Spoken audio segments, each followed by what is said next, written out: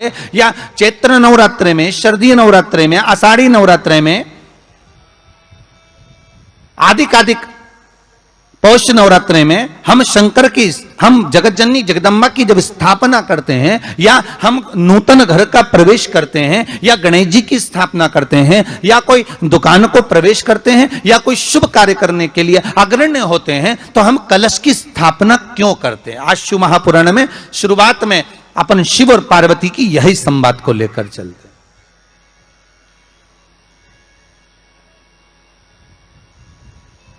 आखिर कलश में ऐसा क्या है? कलश के अंदर आखिर ऐसा क्या विराजमान है कि 33 कोटि देवता उस कलश के अंदर आकर बैठ जाते हैं? महाराज,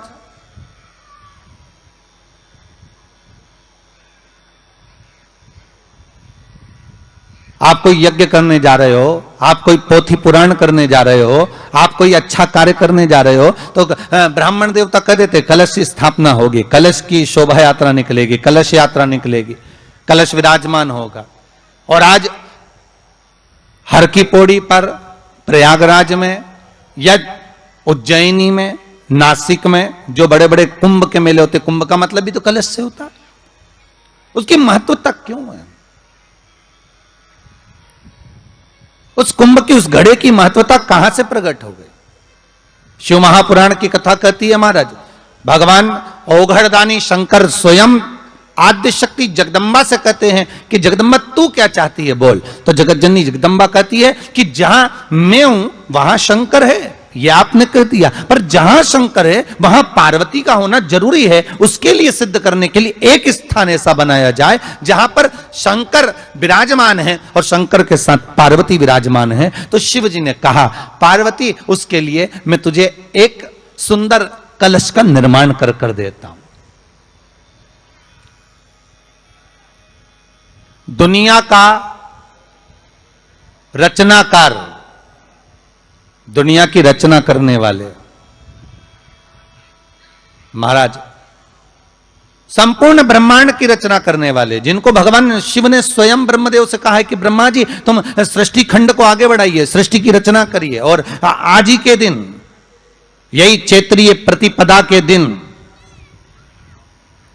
यही इसको कहते हैं नया संवत्सर, नया वर्ष।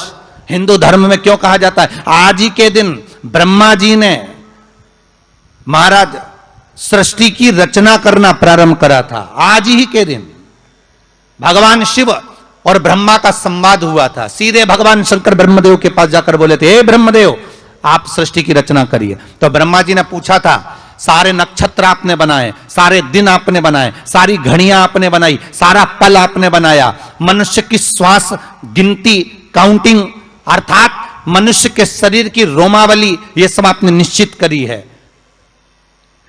शिवाय नमस्तुभ्याम, हर हर महादेव, ओम नमः शिवाय, जय महाकाल, जय माता दी। दोस्तों, नवरात्रि के दिन चल रहे हैं, आप सभी को नवरात्रि की ढेर सारी शुभकामनाएं।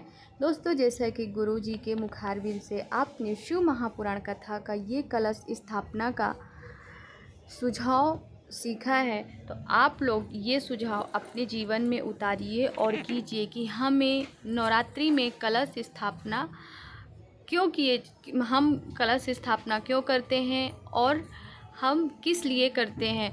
तो हम किसी भी शुभ कार्य करने के लिए जाते हैं, भागवत हो या शिव महापुराण हो या कोई भी चीज़ हो, सबसे पहले उसमें कलश की ही स्थापना होती है, क्योंकि कलश में सभी 33 कोटि देवी देवताओं का वास होता है। तो आप लोग ये अपने जीवन में उतारिए और अपने जीवन को आनंद बनाइए। नवरात्रि के 9 दिनों में नौ माताओं की पूजा पाठ कीजिए और वीडियो को लाइक शेयर कमेंट कीजिए। वीडियो को पूरा अंत तक जरूर देखिएगा। जय माता दी।